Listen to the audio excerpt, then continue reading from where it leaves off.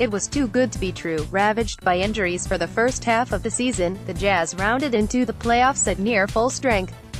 But the latest blow is a deep wound for Utah's ambitions to advance to the Western Conference Finals. Ricky Rubio, who left Friday's Game 6 clincher against the Oklahoma City Thunder with a hamstring injury, will miss at least Game 1 against the Houston Rockets, first reported by the Tribune, and he may be out for more than a week.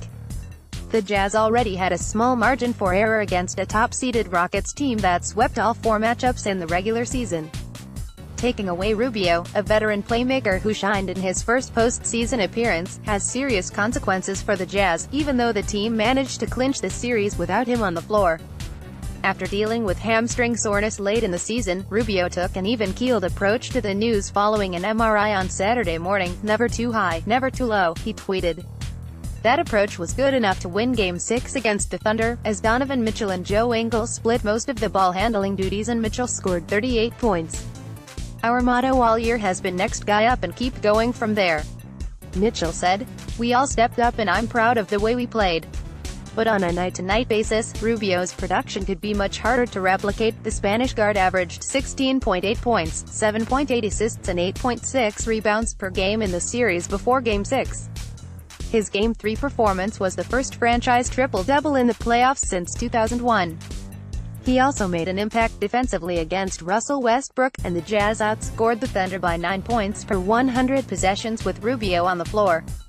After he left Game 6 in the first quarter, the Jazz struggled to find their footing with 9 turnovers in the first half alone.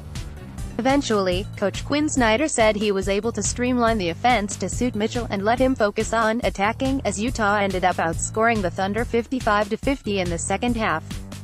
"When Ricky went out, there's just some hesitancy. That's a function of losing your point guard that early in the game," Snyder said.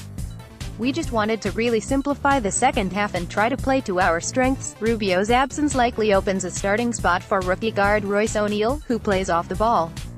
Mitchell and Ingles will factor as the primary ball handlers in the offense.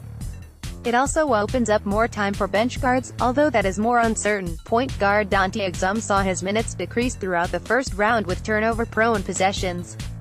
Alec Burks, long confined to the bench, gave the Jazz an injection of energy on offense in Game 6 with 11 points off the bench. Raul Neto, who has played 5 minutes in the playoffs, is another option.